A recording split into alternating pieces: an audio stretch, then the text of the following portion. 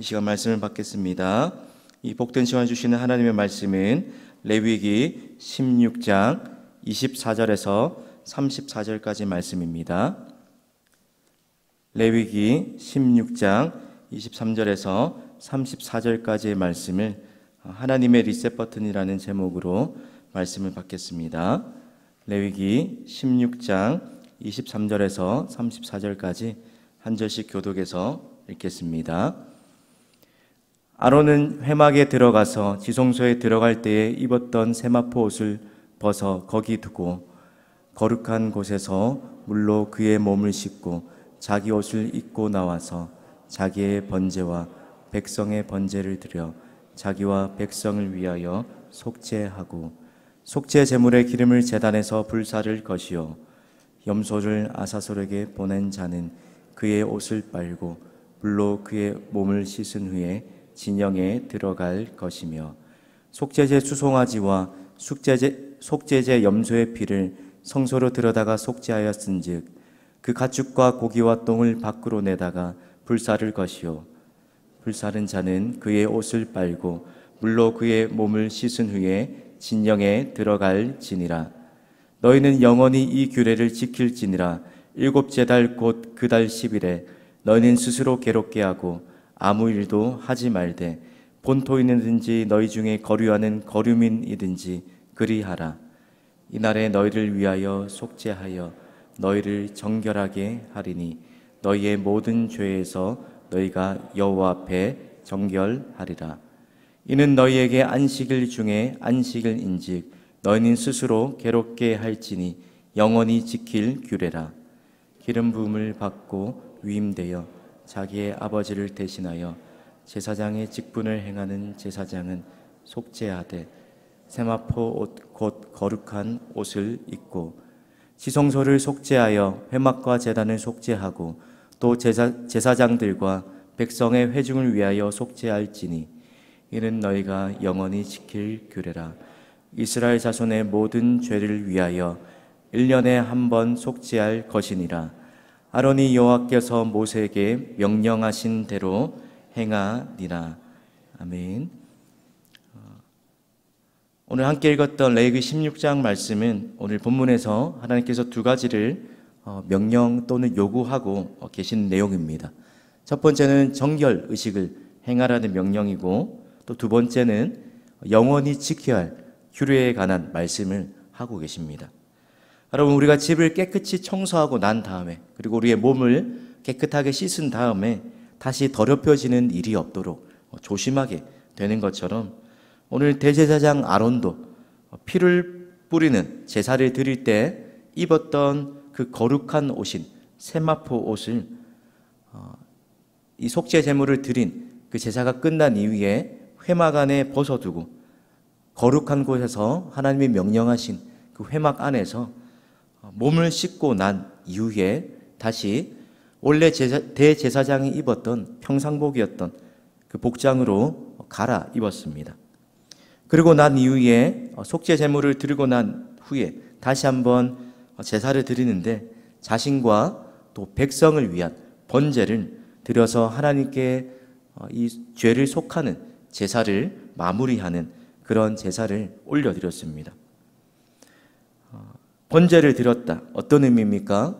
앞서 드렸던 속죄제를 통해서 우리의 힘과 능력으로 해결할 수 없는 그 죄를 용서해 주신 은혜를 감사하고 또한 하나님의 백성으로 살게 하신 그 하나님께 다시 한번 헌신을 다짐하는 그런 의미로 드린 제사, 그것을 번제로 드렸다는 것입니다.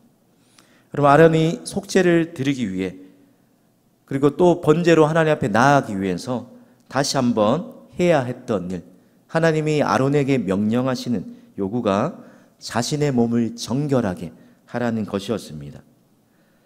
자신과 백성의 죄를 용서받을 수 있게 하기 위해서 하나님이 이 명령을 하고 계신 것이었습니다. 여러분, 뿐만 아니라 속죄제물의 기름을 모두 다 제단에서 불사르게 하셨고 또 속죄제물의 가장 귀한 기름을 하나님께 드리도록 하셨습니다.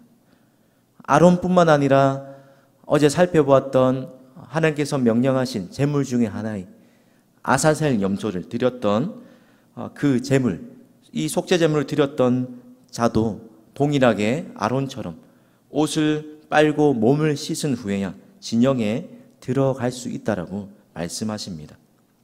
그리고 제사장이 속죄로 드린 모든 제물을 먹지 않고 태워드렸습니다. 아론뿐만 아니라 아사셀 염소를 보낸 자든지 그 어떤 자든지 제사와 관련된 이 모든 일에 관계된 사람이었다면 모두가 다 자신의 몸을 깨끗하게 씻고 옷을 빨아야 하는 그런 정결의식을 거친 후에야 하나님 앞에 또 진영 안으로 나아올 수가 있게 하셨던 것입니다. 왜 그렇습니까? 옷을 빨고 목욕을 한다는 것은 그만큼 심각하게 자신이 오염되었다는 것을 뜻하기 때문입니다.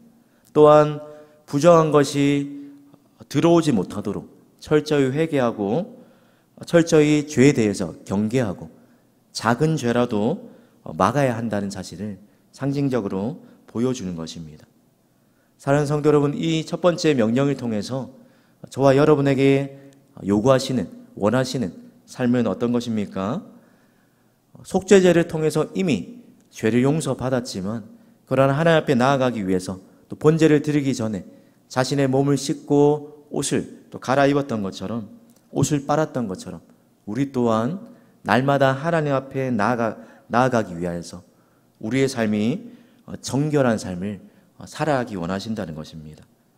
우리의 삶에 작고 사소해 보이는 죄라 할지라도 철저하게 그것이 우리 안에 들어와서 우리의 삶을 오염시키고 우리의 삶의 거룩을 무너뜨리지 못하도록 경계하며 정결한 삶을 살아가기를 원하신다는 것입니다.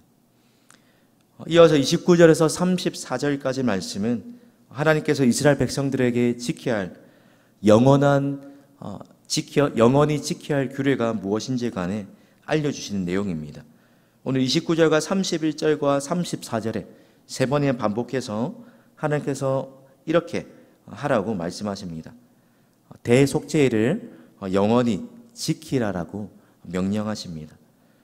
우리가 살면서 우리에게 어떤 중요한 의미를 담고 있는 날을 기념일로 제정하는 것처럼 하나님과 이스라엘 백성 사이에 이것을 영원히 잊지 않고 지키도록 기념일로서 삼으라는 것입니다. 그러면서 29절에 이 영원한 규례를 지키라고 말씀하시면서 지켜야 할 구체적인 날짜까지도 알려주시는데 일곱째 달 그 달 10일에 지키라고 말씀하십니다. 유대력으로는 7월이고 양력으로 보면 9월 말부터 10월 초까지의 기간입니다. 그리고 이 31절에 보면 이 대속죄 영원히 지켜야 할 이 날이 어떤 날인지 또 다른 별명이 있는데 그날을 안식일 중에 안식일, 가장 거룩한 날이라고 말씀하셨습니다. 그리고 그날에 백성들이 무슨 일을 해야 하는지를 29절과 31절에 말씀해 주시는데 먼저 29절에 일곱째 달 곧 그 달 10일에 너희는 스스로 괴롭게 하고 아무 일도 하지 말라. 또 30절에 동일하게 한 번 더 말씀하십니다. 이는 너희에게 안식일 중에 안식일인즉 너희는 스스로를 괴롭게 할지니. 여러분, 하나님께서 왜 스스로 괴롭게 하라라고 말씀하고 계시는 것입니까? 스스로 괴롭게 한다라는 이 말에서 괴롭게 한다는 말의 성경 원어의 뜻을 보니까 억압하다, 섬기게 하다, 복종시키다, 겸손하다라는 그런 뜻을 담고 있습니다. 직역하면 너희의 영혼을 겸손하게 하라는 것입니다. 하나님을 온전히 섬기기 위해서 자신을 하나님 앞에서 낮추는 것, 그것을 스스로 괴롭게 한다는 것의 의미라는 것입니다. 이러한 행위에 해당되는 것이 기도, 금식, 애곡하는 행위가 뒤따랐다고 말합니다. 그러니까 스스로 괴롭게 하라라는 말을 단순히 설명하면 회개하는 마음으로 또 금식하는 것을 말씀하고 있는 것입니다. 그럼 하나님께서 영원히 지키라라고 그리고 스스로를 자신을 괴롭게 하라라고 말씀하신 이 대속죄일은 어떤 날입니까? 하나님 앞에서 자신의 죄를 돌아보면서 자신의 죄 때문에 가슴 아파하고 애통해하는 날이 바로 대속죄일이었다는 것입니다.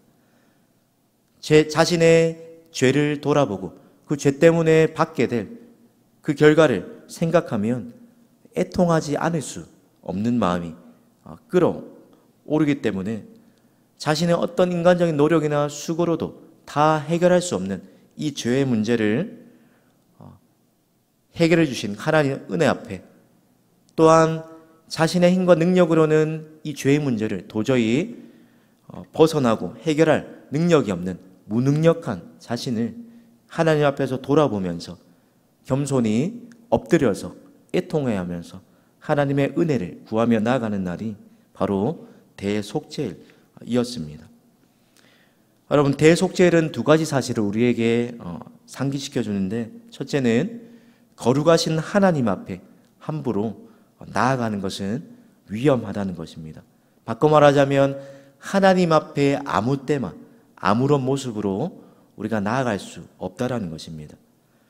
오늘 16장이 이 대속죄일에 관한 규례가 주어진 배경이 바로 앞서 10장에 일어났던 아론의 두 아들 나답과 아비후가 하나님께 함부로 나아갔다가 죽임을 당한 그 사건 이후에 오늘 16장 1절 2절을 보시면 모세를 부르셔서 아론에게 명령하시는 그 규례가 오늘 대속죄일에 관한 규례입니다. 2절에 보면 아론에게 성소에 휘장한 속죄소 앞에 아무 때나 들어오지 말라 말씀하시면서 그리하여 죽지 않도록 이 명령을 지키라고, 그러면서 주신 명령이 오늘 대속죄일에 관한 규례였습니다. 그럼 아무 때나 하나님 앞에 나아갈 수 없었고 또 하나님을 아무렇게나 가볍게 대할 수가 없었다는 것입니다. 왜 그렇습니까? 하나님은 완전하시고 죄가 없으신 거룩하신 분이시기 때문입니다.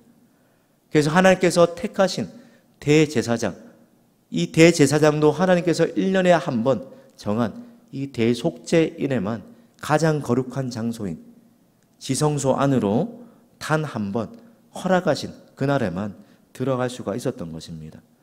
그런데 이제는 어떻습니까? 하나님 앞에 나아갈 수 있는 새롭고 산 길이 열렸다라고 성경이 우리에게 가르쳐 주고 있습니다.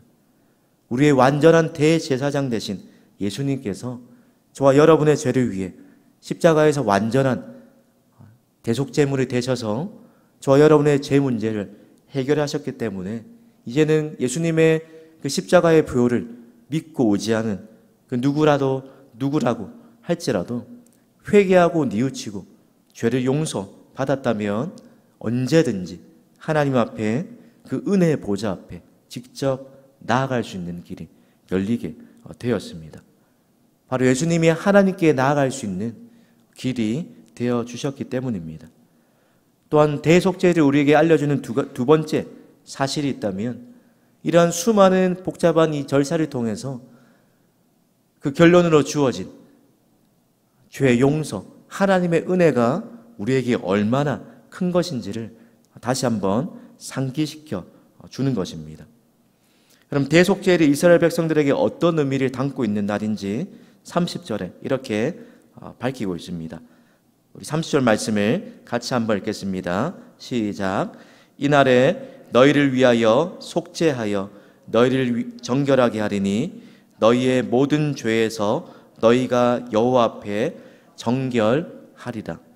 여러분, 대속죄일은 평소와 다르게 차이점이 하나가 있다면, 평상시에도 백성들의 일반적인 그런 죄 문제가 하나님 앞에서 짐승을 가지고 나오는 각종 그런 제사 방법을 통해서 죄의 문제가 해결받았지만, 그러나 그때에도 해결받지 못한 죄, 용서받지 못한 악행이나 또 죄를 망각하고 깨닫지 못했던 수많은 여러 가지 이유로 하나님 앞에서 해결받지 못했던 그 수많은 모든 죄들이 한 번에 용서받을 수 있었던 그날이 바로 대속죄일이었습니다.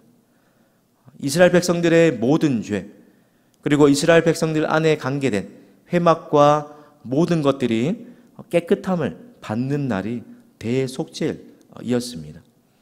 하나님 앞에서 모든 죄의 문제를 해결하고 뿐만 아니라 다시 새롭게 시작할 수 있는 그 기회를 얻게 된 날이 대속죄일이었습니다. 성도 여러분, 하나님은 우리의 모든 죄를 깨끗하게 하시는 분이십니다. 아무리 큰 죄라 할지라도 우리를 괴롭게 하고 우리 자신을 오늘 본문의 말씀처럼 스스로 하나님 앞에서 괴롭게 하고 겸손히 낮추고 하나님의 은혜를 구하며 나아가는 모든 자들에게 자비와 긍휼이 크신 하나님께서 우리의 모든 죄와 허물을 덮어주시고 용서하시고 깨끗하게 죄를 해결해 주십니다. 동이 서에서 먼 것 같이 우리의 모든 죄를 아사셀 염소가 대신 짊어지고 떠나간 것처럼 우리의 모든 죄를 멀리 옮기시고 다시는 기억하지 않으신다라고 약속하고 계십니다. 오늘 설교의 제목을 하나님의 리셋 버튼이라고 정했습니다. 컴퓨터가 잘못 작동하게 되면 그것을 다시 새롭게 시작할 때 컴퓨터의 리셋 버튼, 재부팅 버튼을 누르게 되면 이전에 잘못되었던 시스템이 다시 새롭게 시작하게 됩니다. 마찬가지로 죄로 인해 무너지고 죄로 인해 더러워졌던 우리의 삶, 하나님 앞에 나아갈 수 없었던 우리의 삶 또한 마찬가지입니다. 하나님께서 허락하신 대속죄일, 또 우리에게 은혜로 허락하신 예수님의 이 십자가의 보혈을 통해서만 우리의 모든 죄가 한 번에 해결받을 수 있게 됩니다. 그러한 대속의 은혜를 입은 자로서 하나님 앞에 하나님은 우리가 날마다 정결한 삶을 살아가기 원하십니다. 하나님 앞에 정결한 삶을 살기 위해서 조금이라도 우리의 삶에 부정한 것, 작은 모양의 악이라도 철저하게 그것을 경계하고 악은 어떤 모양이라도 버리는 삶을 살아야 할 것입니다. 사랑하는 성도 여러분, 하나님께서 우리에게 예수님을 통해 허락해 주신 대속의 은혜를 누리면서 살아가고 계십니까? 이 대속의 은혜, 죄 용서의 은혜를 누리고 경험하는 사람이라면 이 하나님의 구원의 은혜에 대한 감사와 감격이 있는 사람이라면 자신을 하나님 앞에서 스스로 정결하게 하고 거룩한 삶을 살아가게 될 것입니다. 바라기는 오늘 하루의 삶을 살아가는 동안에도 예수님을 통해 얻게 된 제 용서와 이 구원의 은혜에 대한 감격을 다시 한번 기억하고 살아가시면서 이 은혜를 허락하신 하나님 앞에 자신을 낮추고 스스로를 하나님 앞에 겸비하게 돌아보면서 우리에게 원하시는 삶, 내가 거룩하니 너희도 거룩하라 라고 말씀하신 그 명령에 합당하도록 거룩하신 하나님의 백성다운 그 자녀의 삶에 합당한 모습으로 오늘도 하나님 앞에서 거룩한 삶을 살아가시는 저와 여러분의 삶 되시기를 주님의 이름으로 축복합니다. 우리 합심기도 제목을 함께 읽겠습니다. 작은 죄도 철저히 경계하며 애통하고 겸손한 마음으로 하나님 앞에 나아가게 하소서. 구원의 은혜에 대한 감격이 회복되어 날마다 하나님 앞에서 거룩한 삶을 살아가게 하소서. 기도하겠습니다. 자비와 긍휼이 풍성하신 하나님 아버지, 허물과 죄로 죽었던 우리를 하나님이 그 큰 사랑을 인하여 그 아들 독생자 예수님의 피를 통하여 우리의 모든 죄를 깨끗하게 용서하시고 하나님 앞에서 다시 살아갈 수 있는, 다시 시작할 수 있는 은혜를 허락해 주심에 감사합니다. 하나님, 대속죄의 규례를 통하여 누구든지 하나님 앞에 아무렇게나 함부로 하나님을 대할 수 없고 아무렇게나 나아갈 수 없다는 사실을 우리에게 알려주셨사오니 하나님, 하나님의 크신 사랑을 입은 자로서 또 하나님 마땅히 거룩히 또 여기며 하나님 앞에 경솔하게 나아가지 않도록 하나님을 하나님답게 하나님을 바르게 섬길 수 있는, 또 하나님 앞에 바르게 예배할 수 있는 우리의 모습이 되게 하여 주시옵소서. 하나님, 또 우리에게 대속의 은혜를 통하여서 이전의 죄와 사망으로 하나님 우리 가운데 절망과 또 신음과 고통 가운데 하나님 새로운 날을 기대할 수 없었던 우리의 삶에 예수님의 십자가의 보혈로 하나님 앞에 다시 나오는 자, 그런즉 누구든지 그리스도 예수 안에 있는 자, 하나님 이전 것이 지나가고 새롭게 되는 은혜를 허락해 주심을 기억하며 오늘도 주님 앞에 우리의 모든 죄를 회개하며 나아갈 때마다 구원의 은혜와 죄 용서의 확신을 하나님 기억하며 그 은혜를 누리며 살아가게 하시고, 오늘도 하나님 앞에 때를 따라 돕는 은혜를 구하며 그 은혜의 보좌 앞으로 나아가는 모든 자들마다 다시 한번 새롭게 시작하는 은혜를 허락하여 주시옵소서.